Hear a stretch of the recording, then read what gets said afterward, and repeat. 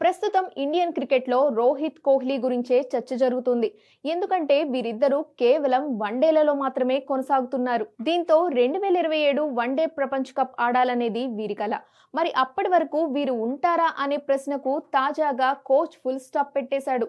అవును, ఫిట్ గా ఉన్నంతకాలం జట్టులో కొనసాగేందుకు రోహిత్ శర్మ, విరాట్ కోహ్లీలకు ఎలాంటి అడ్డంకి లేదని భారత బౌలింగ్ కోచ్ మోర్నీ మోర్కల్ తెలిపాడు. 2027 ప్రపంచ కప్ లో స్టార్ ఆటగాళ్లు ఆడటంపై ఎదురైన ప్రశ్నకు అతడు బదులిస్తూ, రోహిత్ కోహ్లీ నాణ్యమైన ఆటగాళ్లు, అనుభవంపై నాకు నమ్మకం ఎక్కువ, ఎందుకంటే అది ఎక్కడా దొరకదు.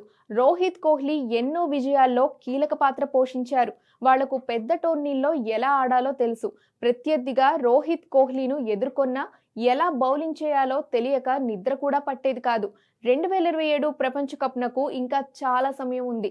వారి అనుభవాన్ని దృష్టిలో పెట్టుకుంటే ఖచ్చితంగా ఈ కప్లో ఆడే జట్టులో ఉంటారు అని మోర్నీ తెలిపాడు. ఇక టెస్ట్ క్రికెట్లో ఓటమిని మర్చిపోయి వన్డేలపై దృష్టి పెడితేనే జోరు మీదున్న దక్షిణాఫ్రికాను అడ్డుకోవచ్చని మోర్నీ పేర్కొన్నాడు.